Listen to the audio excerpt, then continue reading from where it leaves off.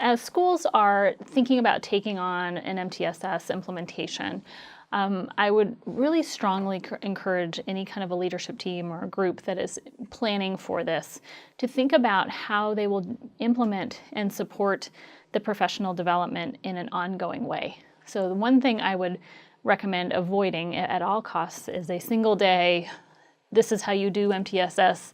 good luck, and I'll see you in a year and check on how it's going. And instead really think about how you're going to provide ongoing professional development, both in terms of training or coursework and job-embedded coaching and time within the schools working with the teams to help them modify their processes. I would very much emphasize the MTSS framework and exposing people to what MTSS is and is not, and the really essential components of the framework. And in different people may talk about it in different ways, so you as an organization may want to think about how it is that you'll be approaching MTSS. Within the work that we do, we typically recommend that the essential components include some kind of tiered system of support or multiple levels of support and intervention within a school to meet the needs of all learners.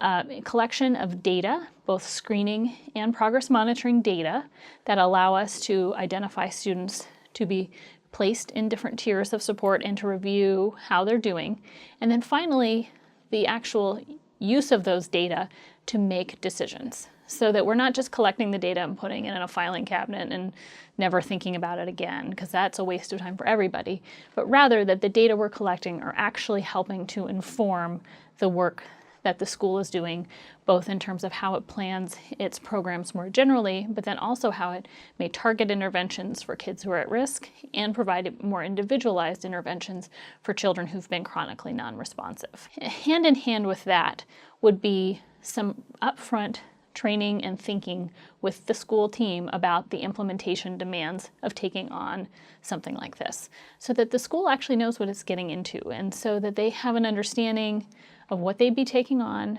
and that they're bought in, that they agree that this will help them solve a problem that they have or an area where they want to grow. Taking this on without getting some kind of buy-in first is very unlikely to have sustainable success over time. So those are the areas that I would really emphasize spending time first.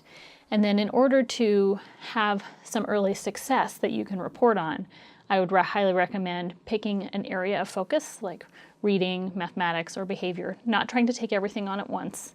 And then really perhaps even picking a targeted grade level or a couple of grade levels where you might start the implementation and where you can collect data and report on successes to the broader faculty, because that often, again, will help engender buy-in when they're seeing the success that other colleagues are having, that may carry over to other staff's willingness to take this on and to kind of think about how to roll this out more in a more school-wide fashion. It also helps the team learn what works and what doesn't work for their context, which can be really important in having a sustainable implementation.